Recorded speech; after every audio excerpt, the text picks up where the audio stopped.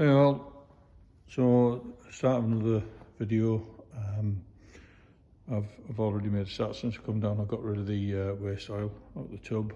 Had a bit of a sweep up of sawdust to soak it away. Disconnected the other prop shaft. So also I've only got 2 bolts in the bottom of the gearbox and 1 in the top holding it in. So my plan next is to get the engine hoist around it, put a strap on, take those bolts off, take the weight and lift it and put it back and get it out. I've already got the exhaust off, so there's just a down pipe left. So once the once the gearbox and transfer box is out, I'll look to pull the engine out as well, give me a bit more room to take some of the ancillaries off, because it's a bit of a bastard. It's a bit tight, especially when stuff's rotten, and a lot of the bolts and clamps are rusted, so it just gives me makes it a little bit easier for myself. So the best thing I can do now is press on. Well, there we are, gearbox and transfer box out.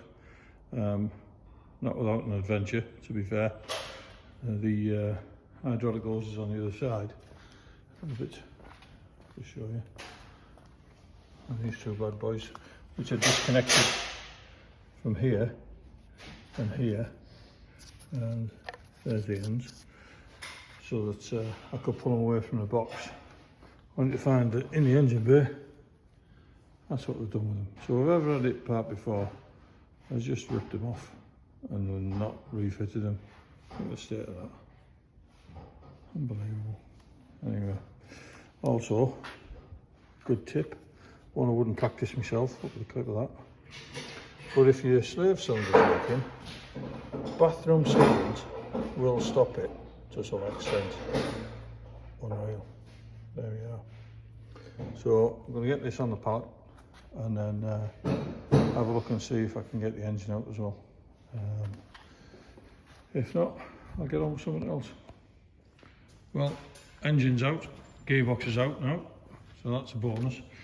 That's propped in the corner out of the way. Down pipe off the turbo has been stripped off.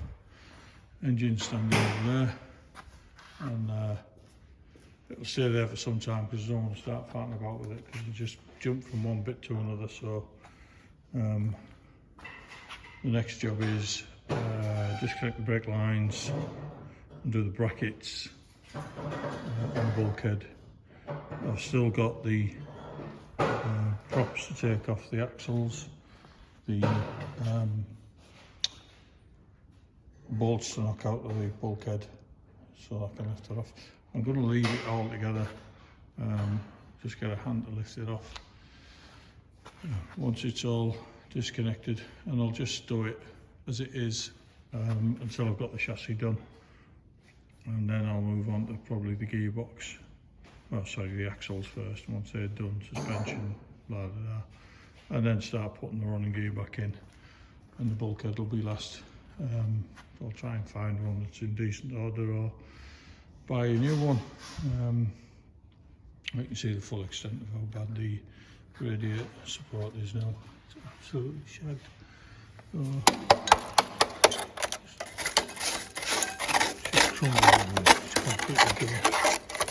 So yeah, absolutely US. It's had some proper patches on it. Every one of them bad. But yeah, this will come right. I've got a new one of these. I might have to go a bit further with some plates to repair it, especially this leg. It's done a bit, but you know, I manage.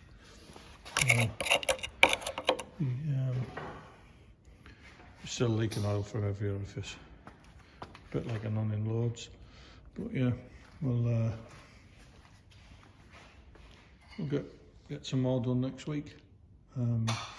Hopefully the bulkhead off, and then I'm going to start getting this end, get it welded up, and then just start moving through it. I was going to go and get it blasted, but most of this is just surface crap. It's just muck and mud. So, well, I'll come off with a power brush like the other bit has. So, I might save myself a couple of £100. I'll see how I go. Undecided yet, but we'll see. We'll see. So, anyway, I'll see you next week. Take care.